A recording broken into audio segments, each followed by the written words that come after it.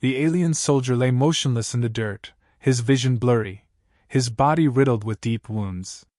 His species, a proud and ruthless race, had no time for the weak. To them, strength was the only thing that mattered, and the moment one faltered, they were discarded. That was the fate he'd met here, abandoned on the battlefield, left to die among the remnants of a mission that had gone terribly wrong. His armor was shattered, pieces of it scattered across the ground, and his once formidable body, which had felled countless enemies, was now barely clinging to life. There had been no hesitation when his comrades turned away from him. In their eyes, he had become a liability. His kind didn't offer compassion, they didn't save the fallen. In their cold, calculating minds, to do so was inefficient. He knew this. It was ingrained in him from birth. Still, as he lay there, feeling the slow ebb of life leaving him, the sting of abandonment felt sharper than any wound. The battlefield stretched out like a wasteland. Smoking craters, debris, and the remnants of war littered the horizon. It was silent now, except for the faint crackling of dying fires. The air was heavy with the scent of burnt metal and scorched earth. The sky above, a sickly hue from the atmospheric distortions caused by the combat, loomed over him like a cruel reminder of his inevitable end. He had been a warrior, once fierce and unstoppable, now reduced to nothing more than a dying remnant of his own kind's brutal ideology. But he wasn't dead yet. Pride was the only thing that kept him breathing. In his mind, he cursed his species, cursed their coldness. They had left him to die because he was no longer useful. He was not bitter because they had abandoned him, that was their way, and he understood it. No, the bitterness stemmed from his helplessness. He was a soldier, a being crafted for battle, and now, he was nothing more than a broken shell.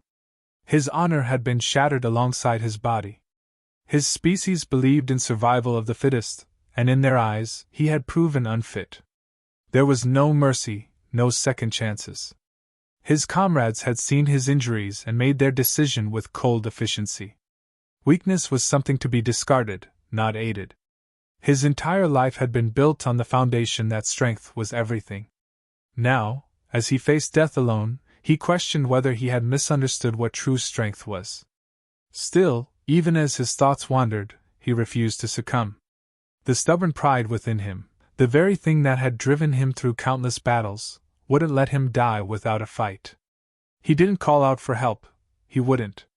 Even as his body failed, as his limbs felt like lead, his pride held firm. He would not beg for mercy, not even from the stars. His vision darkened at the edges, and for a brief moment, he considered letting go. But no, he wouldn't allow it. Not like this. Just as he drifted between consciousness and oblivion, a new sound pierced the eerie quiet. Footsteps. Faint, but unmistakable, they crunched over the debris and approached him. His instincts screamed danger. His kind didn't return for their wounded. Whoever approached wasn't from his species. They were the enemy. His body tensed, but there was nothing he could do. He was too weak to fight back. The humans appeared, moving cautiously, weapons lowered but still ready. He had fought against their kind before. They were strange to him, small, fragile by his standards, but resilient in ways that made no sense. They were weaker, yet they had managed to hold their own in countless battles. The first human stepped forward, and the alien growled weakly, baring his teeth in a show of defiance, though it was a hollow gesture. The human knelt beside him, his face hidden behind a helmet, but the gesture wasn't hostile. Instead, the human examined the alien's wounds. The alien soldier braced himself, expecting the finishing blow. But it didn't come. Instead, the human reached into a bag, pulling out medical supplies. The alien's eyes narrowed. This wasn't how it was supposed to go. The weak were supposed to be discarded. That was the way of things. Yet, here these humans were, treating his wounds, his enemy, offering aid. He growled again, trying to shove the human away, but his strength failed him. Another human spoke, their tone calm, almost gentle. The alien couldn't understand the words, but the intention was clear. They weren't here to kill him. They were here to help. His mind raced with confusion. Why? What possible benefit could they gain from helping him? It made no sense. His species would never do such a thing. Yet here the humans were, applying pressure to his wounds, stabilizing him. They gestured toward him, trying to communicate, but the alien didn't respond. He didn't trust them, he couldn't. His species had taught him that kindness was weakness, that there was always a price. So what did these humans want? His eyes darted between them, wary, suspicious. But their actions remained the same. They didn't speak of threats, didn't harm him. They simply worked to save him. The language barrier between them was vast, yet their actions spoke louder than words. The humans motioned for him to stay still as they continued their medical care, moving swiftly and efficiently. The alien, despite his confusion and mistrust, was too weak to resist anymore. He allowed them to work, though his mind remained on high alert. It didn't make sense. Everything he had been taught, every instinct screamed that this was wrong. His kind would never do this. To help an enemy was folly. Yet, as his wounds began to close, the pain lessening, and his strength slowly returning, he couldn't deny that these humans, his supposed enemies, had done something his own species never would. As they continued, his thoughts churned with conflict. His pride told him to reject this kindness, to deny their aid and die with honor. But some deeper part of him, buried under layers of conditioning, wondered if perhaps, just perhaps, he had misunderstood what true strength meant all along.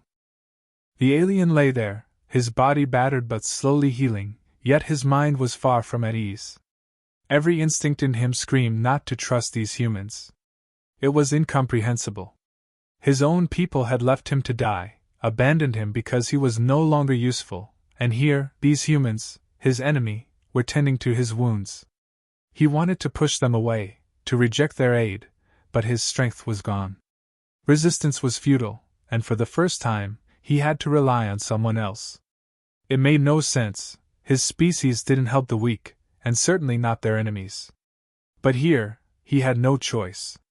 The humans worked with care, moving efficiently but without urgency. They spoke softly to each other, their voices calm and devoid of malice. Their hands were steady as they bandaged his wounds, cleaned the dirt and blood from his body, and offered him water to drink. Their actions were clinical, but there was something else, something he couldn't quite understand, a sense of genuine care. They were treating him as a living being, not as a threat, and certainly not as a defeated enemy. This was strange, baffling, and utterly foreign to him.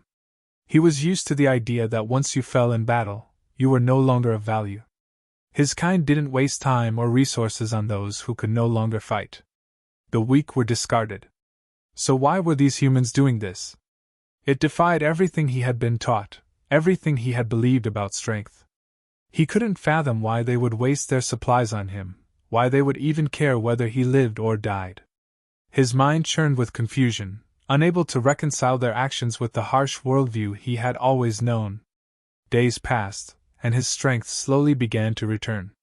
The humans continued to care for him, offering food, warmth, and even companionship.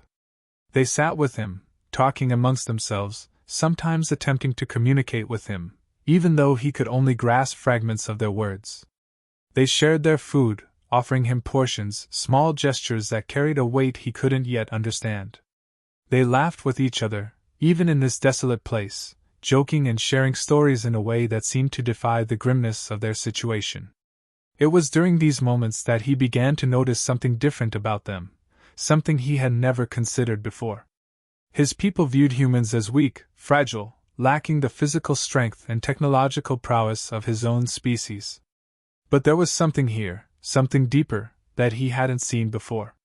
It wasn't just physical strength that kept them going, it was their bond, their strange, irrational kindness, and their ability to find light even in the darkness of war. They had a resilience that went beyond their physical limitations. He found himself observing them closely, watching how they interacted with one another, how they showed concern for their injured and shared what little they had. They were not bound by the cold logic that governed his people.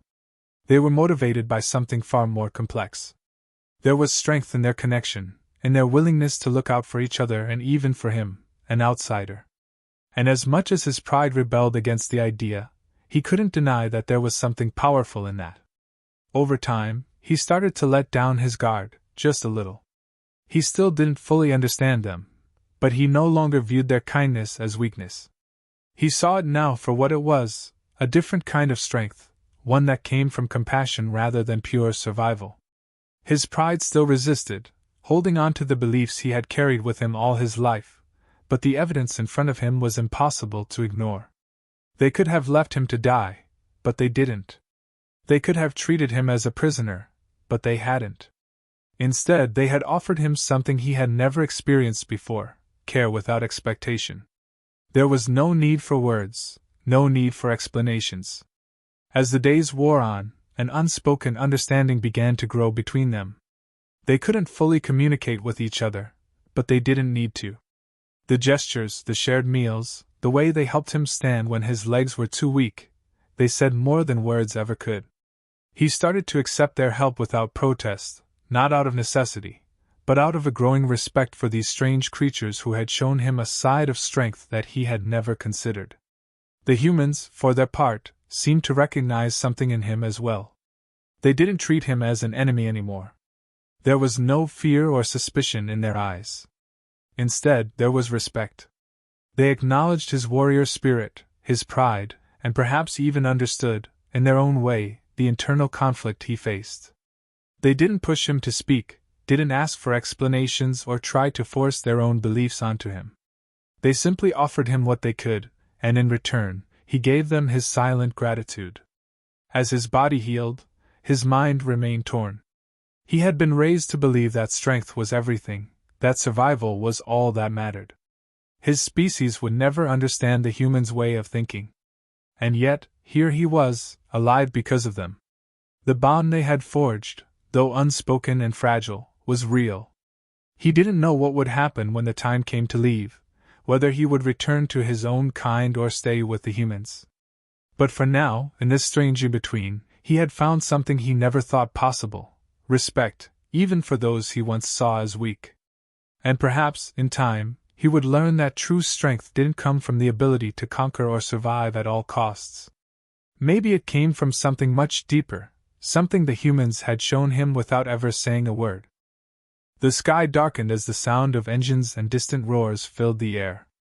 The alien sensed it before the humans did: a hostile force was approaching. His eyes scanned the horizon, and the realization hit him hard. It wasn't just any enemy, it was his own species.